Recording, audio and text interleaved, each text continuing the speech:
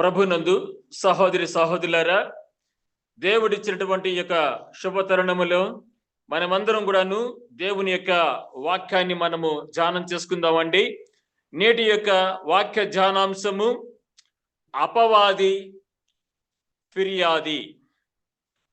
అపవాది ఎప్పుడు కూడాను మన మీద కంప్లైంట్లు చేస్తూ ఉంటాడు, దేవుడికి చేస్తూ ఉంటాడు. అదే విధంగా తన యొక్క అనుచరులైనటువంటి వారికి కూడాను సాతానుడు ఎప్పుడు కూడాను మన మీద కంప్లైంట్లు ఇస్తూ ఉంటాడు. అందుకని నేటి యొక్క వాక్య విభాగం యొక్క పేరు అపవాది ఫిర్యాది. ఈ యొక్క అంశం మీద మనము దేవుని యొక్క వాక్యాన్ని మనం ధ్యానం చేసుకుందామండి.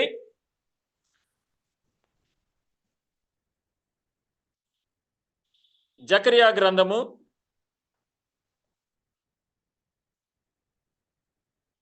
3వ అధ్యాయము 1-2 వచనాలను చదువుకుందామండి. జకరియా గ్రంథము 3వ అధ్యాయము 1-2 వచనాలు, 778వ పేజీ.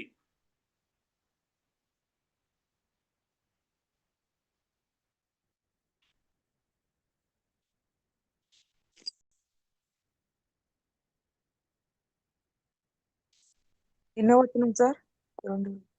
3వ అధ్యాయము 1-2 వచనాలండి. మరియు యెహోవా దూత ఎదుట ప్రధాన యాజకుడే యెహోషువ నిలబడుటయు, సాతాను ఫిర్యాది అయి అతని కుడిపార్శ్వమున నిలబడుటయు అతడు నాకు కనబరిచెను. సాతాను, యెహోవా నిన్ను గద్దించెను, యెరూషలేమును కోరుకును యెహోవా నిన్ను గద్దించెను, ఇతడు అగ్నిలో నుండి తీసిన కొరివలే ఉన్నాడు కదా అని యెహోవా దూత సాతానుతో అనెను. చాలండి. చూసారా, మనము ఈరోజు వాక్య ధ్యానాంశం పేరు ఏమని చెప్పుకున్నామండి? అపవాది ఫిర్యాది అని చెప్పుకున్నాం కదండి. కాబట్టి నేను మీ ముందు ఉంచినటువంటి యొక్క వాక్య ప్రధాన అంశము అది నిజమా కాదా అని మనము ఆ రీతిగా ఆలోచన ధోరణిలో దేవుని యొక్క వాక్యాన్ని మనం ధ్యానించుటకు గాను ఈ సమయమందు మనము చదువుకున్నటువంటి యొక్క వాక్యమే దానికి ఆధారము, ముఖ్య అంశము. మరి యెహోషువ గురించి ఆలోచన చేసినట్లయితే, యెహోషువ దేవుని యొక్క ప్రీతిపాత్రుడు, దైవజనుడు, దేవుని యొక్క అనుగ్రహము పొందినటువంటి వాడు యెహోషువ. అటువంటి యెహోషువ విషయంలో కూడాను సాతానుడు ఫిర్యాదు చేస్తున్నాడు, కంప్లైంట్ చేస్తున్నాడు. అప్పుడు యెహోవా దూత అయినటువంటి యేసుక్రీస్తు వారు అప్పుడు ఆ యొక్క సాతానుడిని నివారించారు.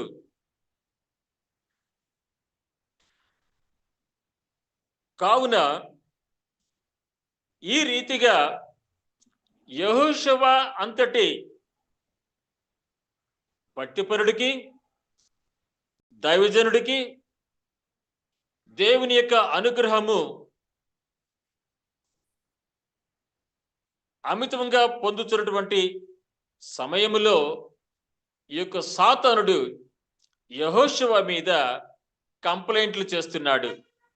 అప్పుడు ప్రధాన దూతగా అక్కడ రాయబడినటువంటి యేసుక్రీస్తు వారు ఏమండి, యెహోషువ తరపున సాతానుడిని నివారించి యెహోవా దేవుడే నిన్ను గద్దించునుగాక అని అక్కడితో ఆ యొక్క సాతాను యొక్క ఫిర్యాదుని యేసు స్వామి రద్దు చేసినారు. కేవలము ఈ యొక్క యెహోషువ మీద మాత్రమే కాదండి, అతగాడు ఆ అపవాది, అబద్ధములకు జనకుడు, ఆ లూసిఫర్ సాతానుడు చాలా మంది మీద, అందరి మీద కూడా వాడు కంప్లైంట్లు చేయటానికే కూర్చుంటాడు.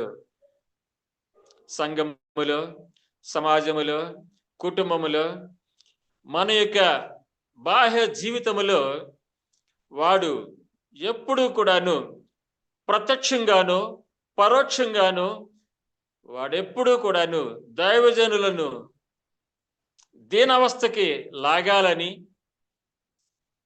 దేవుని ఎడల చూపిస్తున్నటువంటి భక్తిని నీరుగార్చాలని, వారిలో విరక్తి కలగాలని వాడు శాయశక్తిలా ఎప్పుడు ప్రయత్నము చేస్తూనే ఉంటాడు.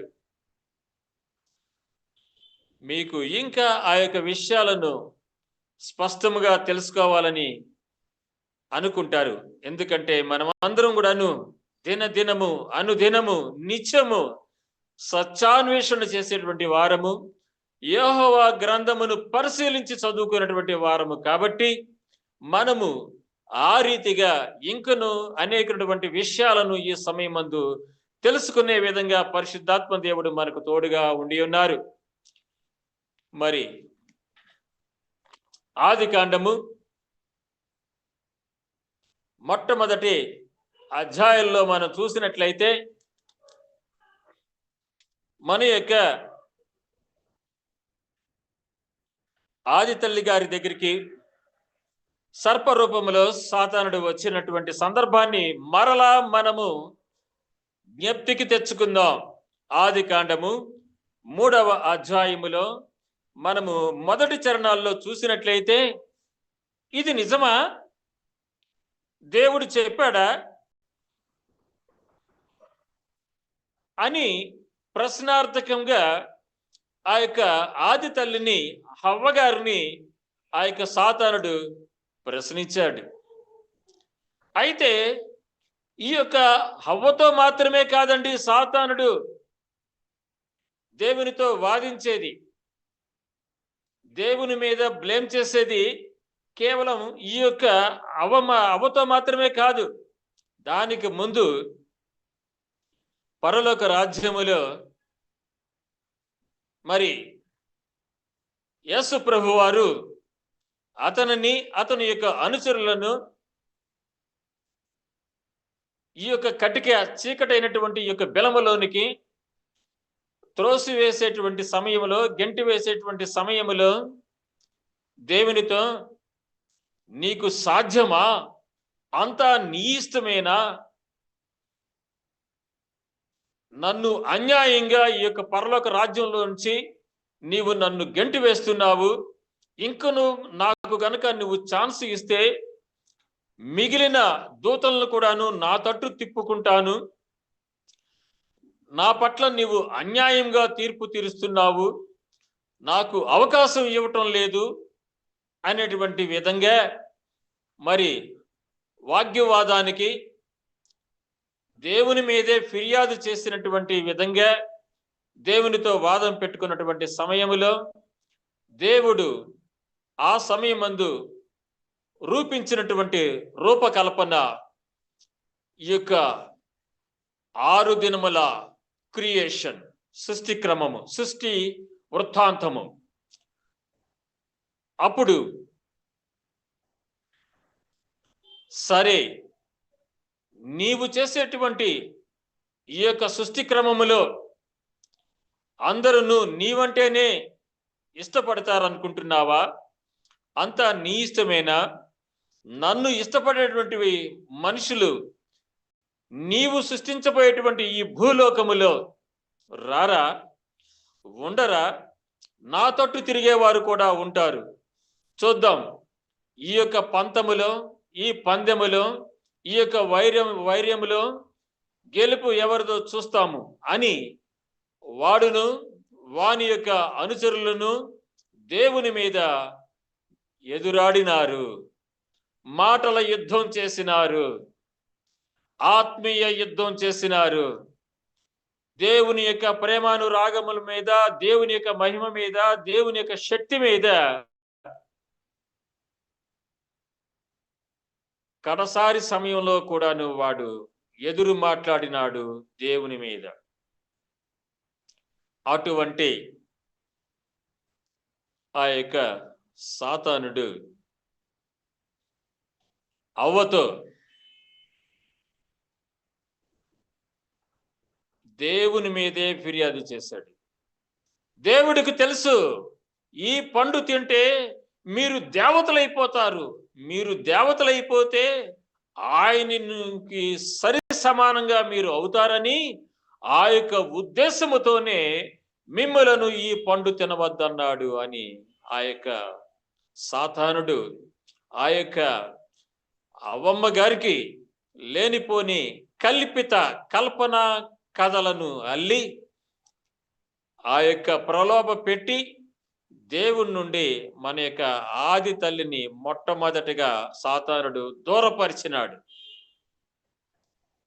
కాబట్టి మన యొక్క దైనందిన భక్తి జీవితంలో కూడాను మన యొక్క ప్రియుల చేత, మన యొక్క స్వకీయుల చేతనే, మన యొక్క ఇంటి వారి చేతనే, మన యొక్క సంఘం వారి చేతనే, మన పైన ఉన్నటువంటి నాయకుల చేత కూడాను ఒకప్పుడు ఒక్కొక్క సమయంలో వాడు మనము దేవునికి దూరస్తులయ్యే విధంగా వాడు చెడు బీజమును, చెడ్డ మాటలను, చెడ్డ సలహాలతో వాడు ఎప్పుడు కూడాను మన మీద, మన భక్తి మీద, మన విశ్వాసం మీద, మన పవిత్ర జీవితం మీద వాడు ఎప్పుడూ కూడాను కంప్లైంట్లు చేస్తూనే ఉంటాడు, నిందలు వేస్తూనే ఉంటాడు. అది వాడి యొక్క నైజం, వాడి యొక్క బుద్ధి కుశలత ఆ రీతిగా కుసించిపోయింది. కుట్రలతో, అసూయలతో దేవుని మీద ఎదురాడటం చేత వాడు ఆ రీతిగా తయారైనాడు. వాడితో పాటు మూడో వంతు తన యొక్క అనుచర సహచర గణాన్ని కూడాను వాడు ఏర్పాటు చేసుకున్నాడు. అంత మాత్రమే కాదండి, యోబు యొక్క విషయంలో కూడాను మనం ఆలోచన చేసుకున్నట్లయితే, జ్ఞాపకం తెచ్చుకున్నట్లయితే, యోబు గ్రంథము 1వ అధ్యాయము 6 నుంచి 11 వచనాలు చదువుతారండి. సహోదరి చదవండి. యోబు గ్రంథము 1వ అధ్యాయము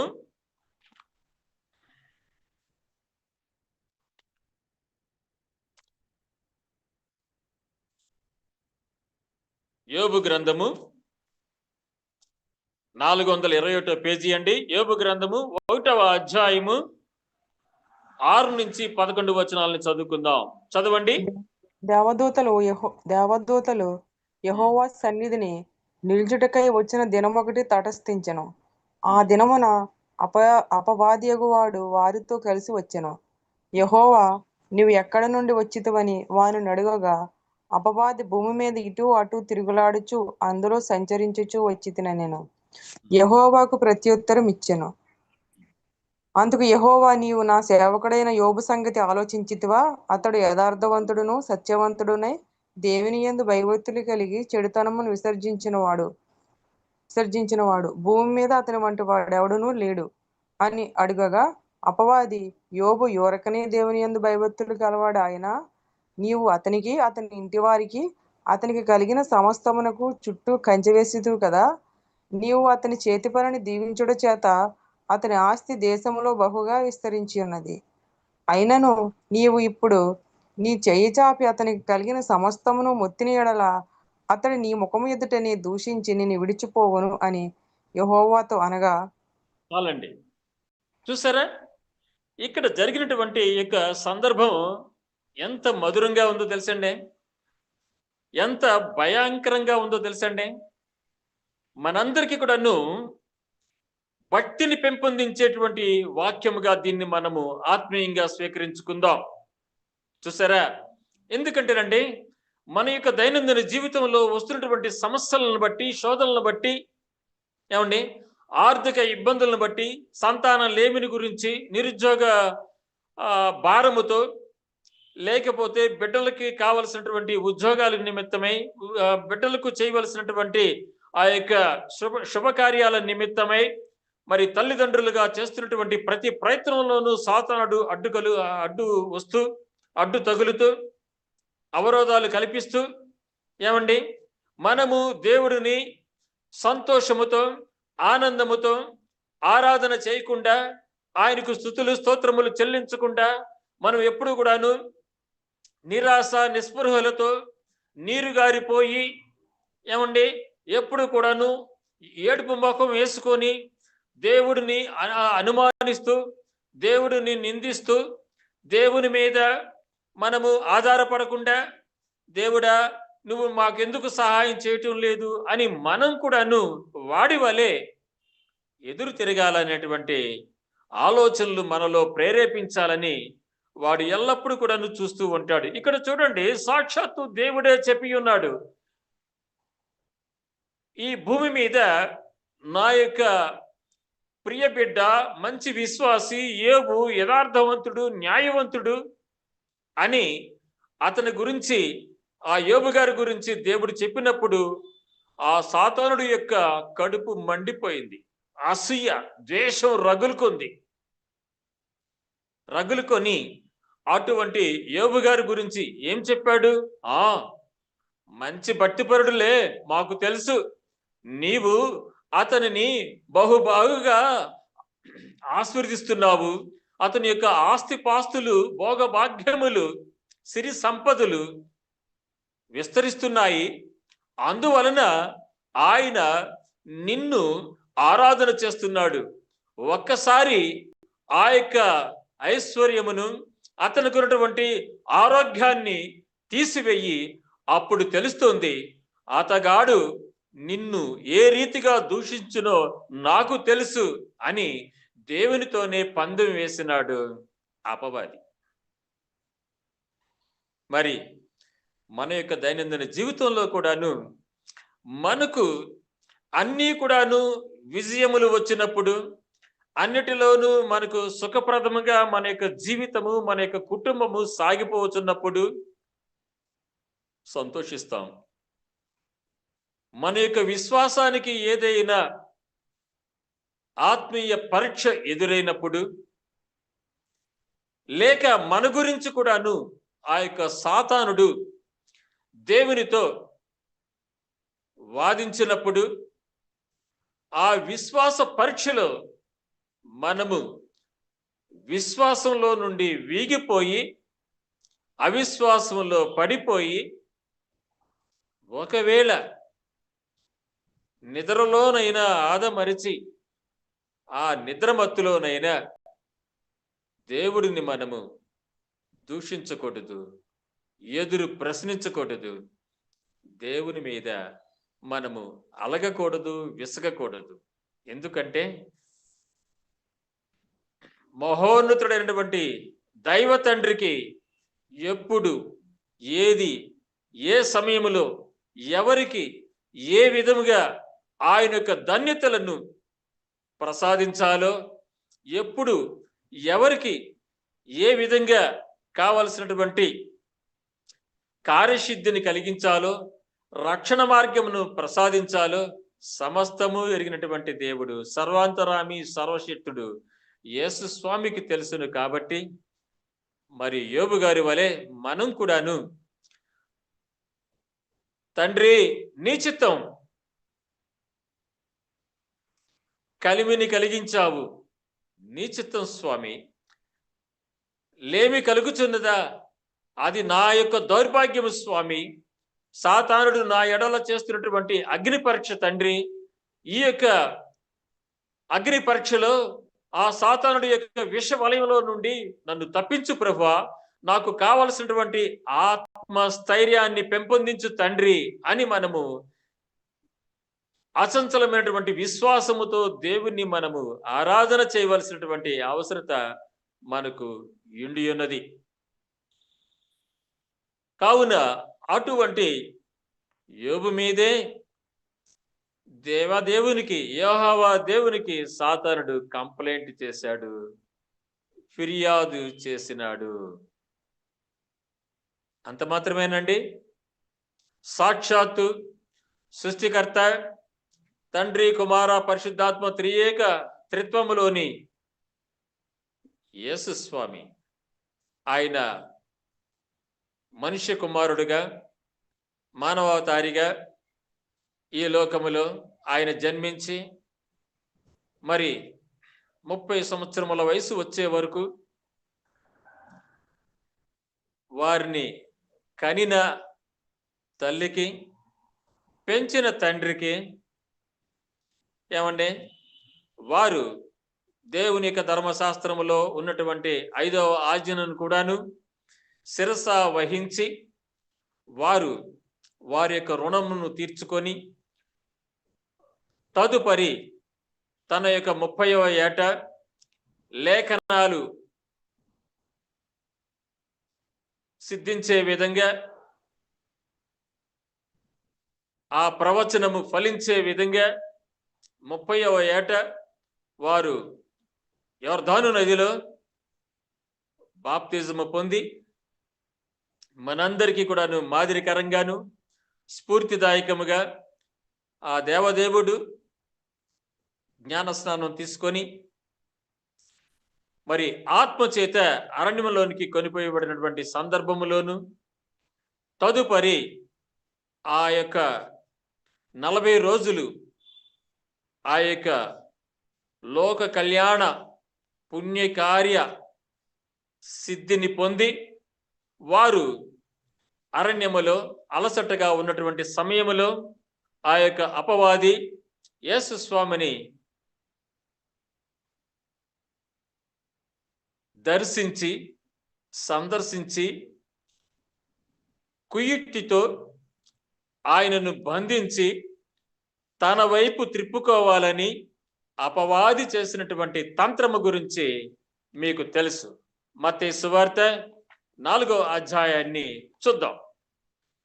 పలుమార్లు మన పాస్టర్ గారులు ఈ యొక్క విషయాలను మీతో ప్రస్తావించి ఉంటారు. అయితే దానిలో నుంచి మనకు కావలసినటువంటి ప్రధానమైనటువంటి అంశములను మనము ఈ సమయమందు మరొక్కసారి మననం చేసుకుందాం, జ్ఞప్తికి తెచ్చుకుందామండి. ఆ సమయములో యేసయ్యతో సాతానుడు దేవునితో సవాలు చేస్తున్నాడు. దీనిని మనము ఆత్మీయంగా తీసుకోవాలి. మనము ఆత్మ ప్రోక్షణము చేత ఆలోచన చేసినట్లయితే అటువంటి అవగాహన మనకు కలుగుతుందండి. దేవునితో సవాలు చేస్తున్నాడు. ఇక్కడ మనిషి కుమారుడిగా ఉన్నటువంటి యేసుక్రీస్తుతో పోటీ పడుతూ పందెం వేస్తూ మరొక వైపు దేవుడైనటువంటి తండ్రి అయినటువంటి యెహోవా దేవునితో సవాలు చేస్తున్నాడు. చూడు చూడు, నీ కుమారుడు, నీ ప్రియ కుమారుడు నీవు కోరుకున్నట్లుగా లోక కళ్యాణార్థమై ఆ యొక్క శిలువ బలియాగము చేత నన్ను ఓడించటానికి, ఈ యొక్క లోకమును పరిశుద్ధపరచటానికి నీకు కావలసినటువంటి పరిశుద్ధ సైన్యముగా, పరిశుద్ధ దూతలుగా ఈ యొక్క మనుషులను నీవు ఏర్పాటు చేసుకున్నట్టుకు చేస్తున్నటువంటి ఈ యొక్క పుణ్య కార్యాన్ని నేను భంగపరుస్తాను.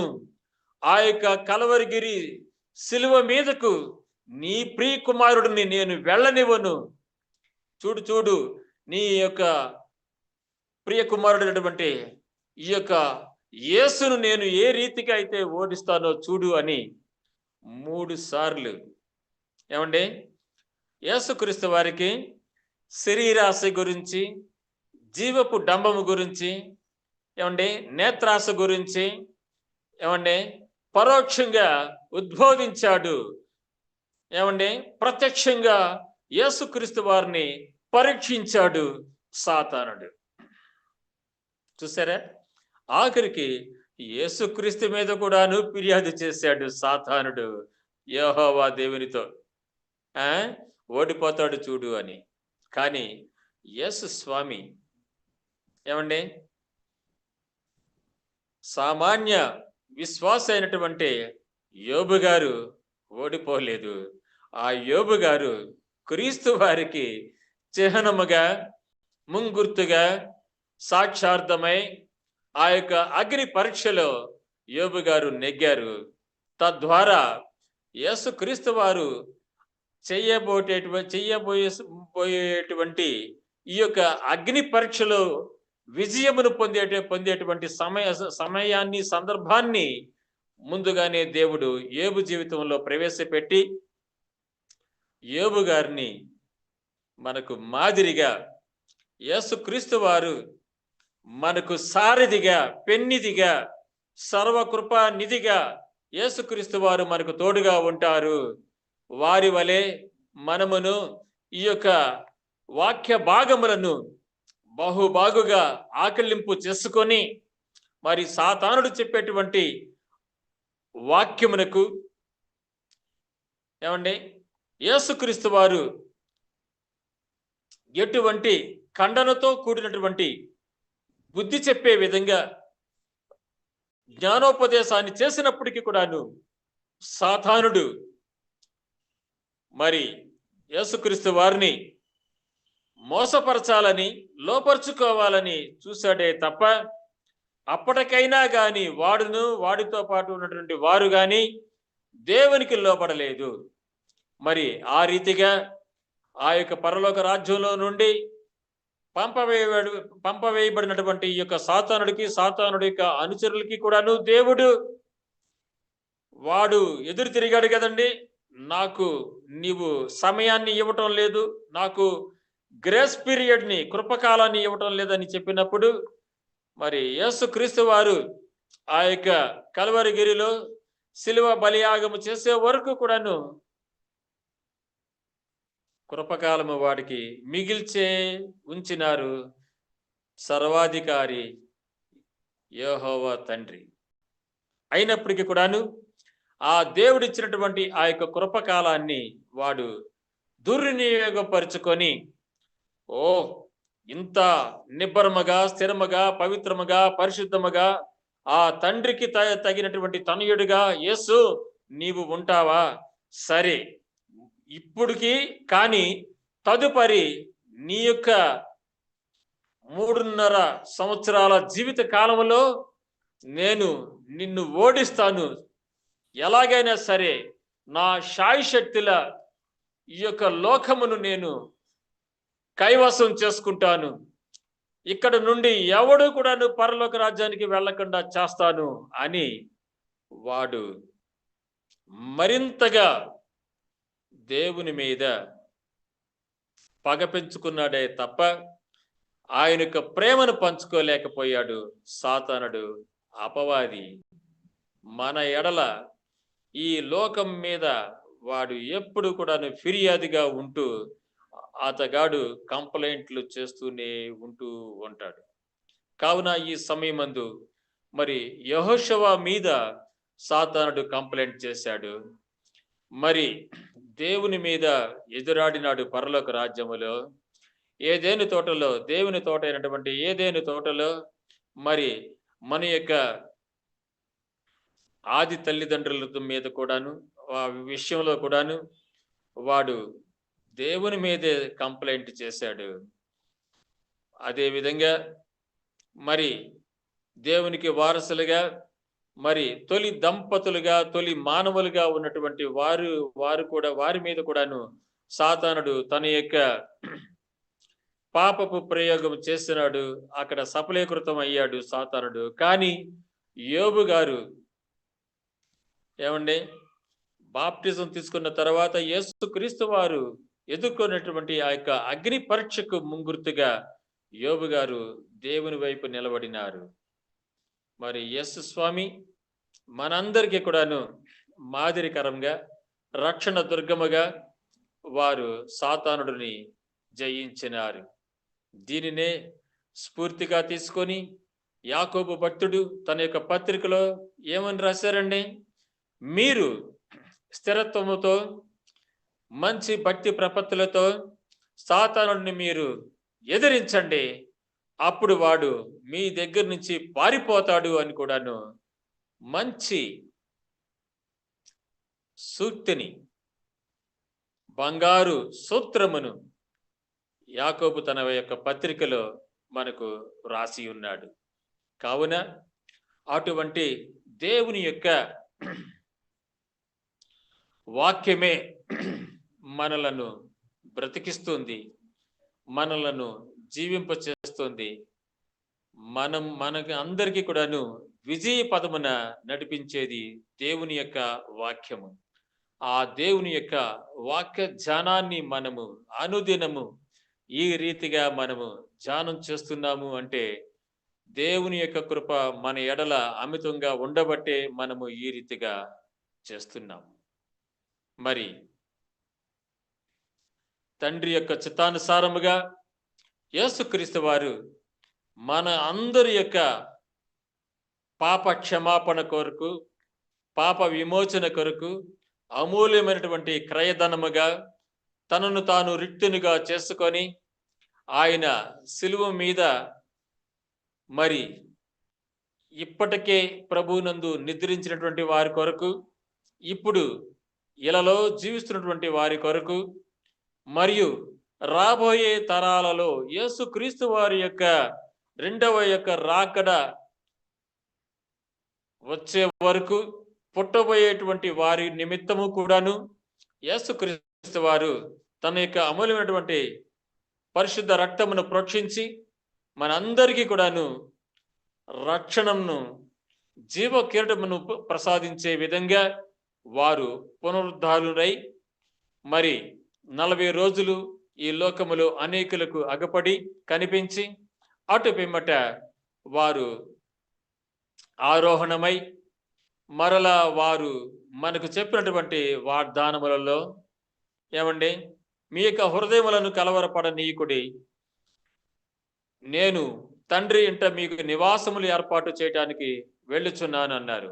ఆ నివాసములే తండ్రి యొద్ద ఆ దేవుడు మన కొరకు యేసు స్వామి ప్రధాన యాజకుడిగా నిత్యము మన కొరకు విజ్ఞాపనలు చేస్తూ మనకు కావలసినటువంటి ఆత్మీయ బలమును, వాక్య జ్ఞానమును, మరి సాతానుడి యొక్క కుయుక్తులను ఎదుర్కొని విజయము పొందే విధంగా భక్తితో కూడినటువంటి శక్తి సామర్థ్యములను యేసుక్రీస్తు వారు మనకు ప్రసాదించుటకు గాను తండ్రి యొద్ద మన కొరకు విజ్ఞాపనలు చేస్తూ ఉంటున్నారు.